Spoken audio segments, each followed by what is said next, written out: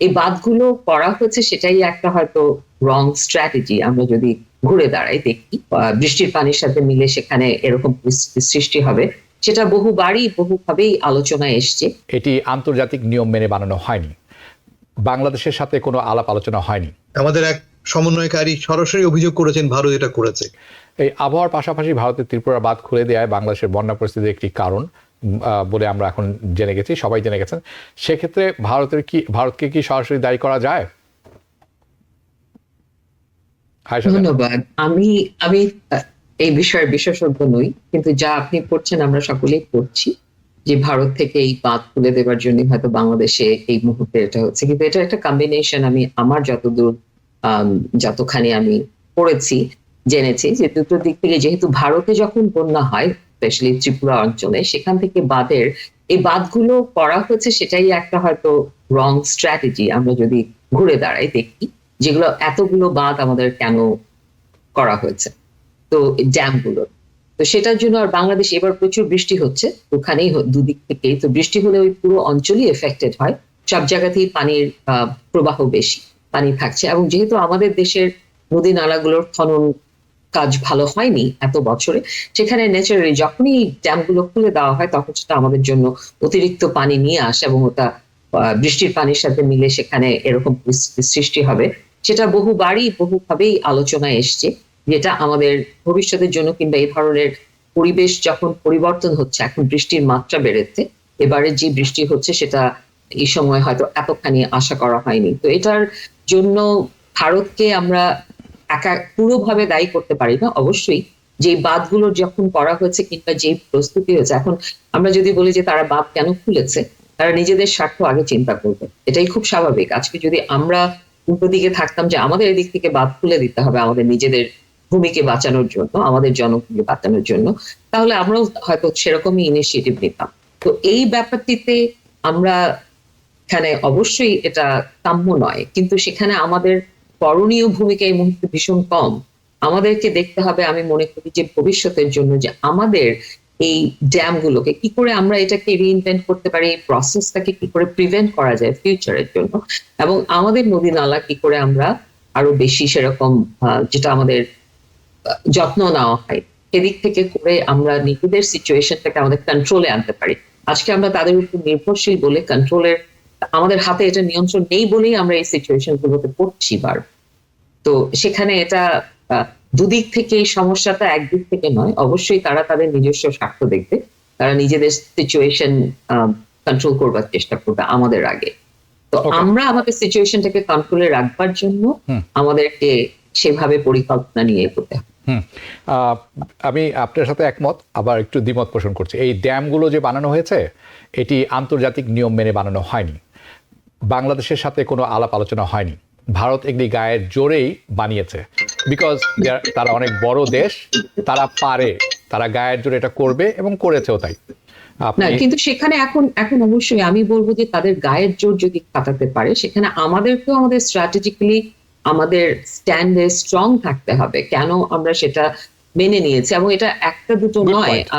আমি যদি ভুল না জানি 34টি এরকম ড্যাম আছে যেটা কন্ট্রোলে। তো আপনি একটা দুটো এতবার আপনি একজনকে গায়ের জোর খাটাতে দিতে পারেন না। যদি সেটা আমাদের দেশের জন্য অনগোয়িং প্রবলেম হয়, সেখানে আমাদেরকে তো এটা একটা আমাদের পরিকল্পনা এবং পর্যালোচনায় এটাকে আনতে হবে। Very good point. তার মানে আমাদের মেরুদণ্ড নেই, যেটি আপনি বলছেন। আর সত্যি কথা যদি বলতে হয় এরকম ভাবে, মানে আমাদের পররাষ্ট্র নীতির এই যে সরকারগুলি এসেছেন একের পর এক, কারোরই মেরুদণ্ড ছিল না। এটি সহজ কথা বলা, কিন্তু আপনার পার্শ্ববর্তী দেশ যখন একটি পরাশক্তি, একটি আঞ্চলিক শক্তি নয়, পরাশক্তি, অন্যতম একটি বৃহৎ দেশ, এবং যারা নিজের কথাতেই, নিজের কাজে এবং নিজের লাভের জন্য যা করে থাকেন সেটি ঠেকানো খুব মুশকিল, এবং এটি আমরা বারংবার দেখে থাকি। আমি আসছি সেই প্রসঙ্গে, কিন্তু এই প্রসঙ্গে পরবর্তী প্রসঙ্গটা আরও খুবই গুরুত্বপূর্ণ, যেটা আমি যাব এইটার উপরে বিল করে হাসান ফেরদৌসের কাছে। তার আগে ছোট করে এই রিপোর্টটি আমরা একটু দেখে নিব। হাসান ফেরদৌস, আমি আপনার কাছে যাব। আমরা কিছুক্ষণ আগে আয়শা দেওয়ানের কথা শুনছিলাম এবং বাংলাদেশের বন্যা পরিস্থিতি নিয়ে আলাপ করছিলাম। এই কয়েকদিন আগেই যেটি ঘটে গেল, হাসিনা সরকারের পতন হলো, এতে অনেকেই বলছেন, অনেকে মনে করেন এবং সারা দেশই খুশি। বেজায় খুশি এবং সম্পূর্ণ দেশ একত্রিত হয়েছে এবং আমি খুব কম মানুষই পেয়েছি যারা হ্যাপি না বা খুশি নন এবং উদযাপনটা হয়েছে আরেকটি স্বাধীনতা দিবসের মতো ব্যাপার মতো হয়ে দাঁড়িয়েছে। এটি একটি লক্ষণীয় ব্যাপার এবং সারা দেশ এক হয়ে গেছে। একই সময়ে কয়েকদিন পর যখন বন্যা হলো, এই বন্যায় আবারও এই আরেকটি দুর্গতির অবস্থা তৈরি হয়েছে নতুন করে, যেখানেও আমরা দেখছি অনেকে আবার একসাথে কাজ করছেন। এরই মধ্যে একটি জিনিস লক্ষণীয় যে অনেকেই বক্তব্য দিয়েছেন সরাসরি ভারতকে দায়ী করে যে এটি ভারত ইচ্ছাকৃতভাবে খুলে দিয়েছে, যার ফলে আজকে বাংলাদেশের উজানে এই প্রবলেম, এই সমস্যার সৃষ্টি হয়েছে। এটা ইচ্ছাকৃত। এটি যেহেতু হাসিনা গভর্নমেন্টের পতন হয়েছে, এটি একটি পানিশমেন্টের মতো বাংলাদেশের জন্য। আপনি কি তাই মনে করেন কিনা? Number one. আরেকটি ব্যাপার হচ্ছে, এই একই সময় আমরা খেয়াল করছি ভারতে বাংলাদেশ বিরোধী মনোভাব তৈরি হচ্ছে বা তৈরি হয়েছে অনেকখানি, সবাই নয়, অনেক অংশে। এবং একই জিনিস আমরা বাংলাদেশেও দেখতে পাচ্ছি যে ভারত বিরোধী একটি মনোভাব তৈরি হয়েছে এবং বয়কট ভারত কথাটি পুনরায় আলোচনায় চলে এসেছে। আপনার কাছে এই সম্পূর্ণ জিনিসটি আমি শুনতে চাই। আমি ভাই, সবচেয়ে ডেঞ্জারাস হচ্ছে না জেনে কথা বলা। আমরা কেউ বন্যা বিশেষজ্ঞ নই। আমাদের এক সমন্বয়কারী সরাসরি অভিযোগ করেছেন ভারত এটা করেছে, উনি জানেন না। আমি গত 2 দিন ধরে বন্যা বিশেষজ্ঞদের মন্তব্য পড়ছি। প্রবল বর্ষণের কারণেই এই ঘটনা ঘটেছে এবং একটি গেট দেওয়া হয়েছে, খুলে গেছে স্বয়ংক্রিয়ভাবে।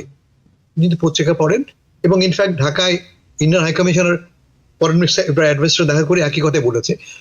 পানির তাপ, পানির তীব্রতা এত প্রবল যে তার তোড়ে একটি গেট খুলে গেছে স্বয়ংক্রিয়ভাবে, মানে অটোমেটিক্যালি। সমস্যা কোথায় হয়েছে? সমস্যা হচ্ছে যে এই পানির প্রবাহের সমস্যা নিয়ে আমাদের দুই দেশের মধ্যে কোনো আলাপ আলোচনা নেই, কথাবার্তা নেই। আমরা ভাটির দেশ, পানি উপর থেকে নিচে নামবেই, এবং আমরা যদি না জানি কখন পানি কিভাবে আসছে, আমরা সাফার করবই। ফলে আমাদের জন্য খুব জরুরি হচ্ছে এই ডায়ালগ লাইনটা ওপেন করা। কিন্তু ডায়ালগ আপনি কার সাথে করবেন? আপনি যদি শুরুই করেন হস্টেল একটা পজিশন থেকে, আপনি শুরুই করেন যে তুমি শত্রু, তুমি ইচ্ছা করে দরজা খুলে দিয়েছো, হাসিনার জন্য আমাকে তুমি শাস্তি দিচ্ছ, if that is your position, আমার মনে হয় না যে ভারত খুব সহজে সানন্দে রাজি হবে। আমি আপনাকে অনেস্টলি বলছি, আমি এটা নিয়ে খুবই উদ্বিগ্ন যে বাংলাদেশ এবং ভারতে দুই দেশের সম্পর্ক নিয়ে তীব্র বিরুদ্ধ প্রচারণা চলছে দুদেশেই। শুরু হয়েছিল ক্রিকেট খেলা নিয়ে। ক্রিকেট খেলায় আমরা যেভাবে আনন্দ করেছি ভারতের পরাজয়ে, সেটি ভারত ভোলেনি। আমরা কিন্তু নানাভাবে ভারতের কাছে দায়ী, ঋণী তো বটেই। 71 কথা আপনি ভাবুন, নানাভাবে। সবচেয়ে বৃহত্তম আমার প্রতিবেশী কে? ভারত। সবচেয়ে কাছের লোককে? ভারত। সবচেয়ে বেশি লোক কোন দেশে সাহায্যের জন্য? বাংলাদেশ থেকে লক্ষ লক্ষ প্রতি বছর যায় চিকিৎসার জন্য। আপনি কি জানেন ভিসা অফিস ঢাকায় বন্ধ করে দিয়েছে? তার ফলে অসংখ্য লোক, কারো ক্যান্সার, কারো অন্য কোনো বড় অসুখ, যেতে পারছে না। এবং ভারত ইচ্ছা করলে বন্ধ করে দিতে পারে। এমনকি যারা ভিসা নিয়ে যাচ্ছেন ভারতে, অনেকে হসপিটালে যে হস্টেল এনভায়রনমেন্টের মুখোমুখি হচ্ছেন। কারণ তারা বলছে, তোমরা তো ভাই আমাকে গাল দিচ্ছ ঢাকায় বসে, তোমাকে আমি জামাই আদর কেন করবো আমি? ফলে খুব জরুরি হচ্ছে আমাদের এই টেম্পারেচারটা কমিয়ে আনা। এই যে উত্তেজনাটা বাড়ছে দুই দেশের মধ্যে, কমিয়ে আনতে হবে। এবং কমিয়ে আনবে কে? আপনি আমি আনবো না, আপনি আমি, আমারও ভূমিকা আছে। সাধারণ লোক ছেড়ে দিচ্ছি আমি, কিন্তু আমাদের নেতারা, দুই দেশের নেতারা, এবং অফকোর্স মিডিয়া, ফ্যান তো মিডিয়া এটাকে উত্তেজনা ছড়াটাকে আজকাল আমরা mainstream media plus social media দুটোকেই বুঝতে হবে যে ভাই আমরা একে অপরের প্রতিবেশী। চাইলেই কিন্তু আমাকে ফেলে দিতে পারবেন না, আর অথবা আমরা তোমাকে ফেলে দিতে পারবো না। যেমন আমি একটা এক্সাম্পল দিই, আমি বলবো আমাদের বোকামি। আমরা থ্রেট দিচ্ছি, আমরা বাংলাদেশ থ্রেট দিচ্ছে, আমরা চাইলে তোমাদের 7 সিস্টার্সকে অশান্ত করে তুলতে পারি। আমাদের অ্যাডভাইজার নিজেও একথা প্যারিস থাকতে বলেছেন। খুবই আনডিপ্লোম্যাটিক একটা মন্তব্য, খুবই আনডিপ্লোম্যাটিক। আমার মনে হয় যে অ্যাটলিস্ট আপনি আমি আমার অবস্থান থেকে চেষ্টা করব এই ভারতের তাপমাত্রাটা কমিয়ে আনতে, যাতে করে আমাদের মধ্যে ডায়ালগ রিস্টাবলিশ হয়। শেষ কথা বলি আপনাকে 1 মিনিট আগে, এই যে পানির কথা বললেন, বিগেস্ট ইস্যুটা হচ্ছে যে আমরা জানি না আমাদের মধ্যে কোনো ডায়ালগই নেই। বলে জরুরি হচ্ছে এই মুহূর্তে একটি মেকানিজম তৈরি করা, যে মেকানিজমের মাধ্যমে আমরা জানবো একে অপরের অবস্থান, অন্যথায় কিন্তু সমস্যা লিঙ্গার করবেই। নিউ ইয়র্ক থেকে সম্প্রচারিত TVN 24 টেলিভিশন বিশ্বজুড়ে বাঙালির কণ্ঠস্বর।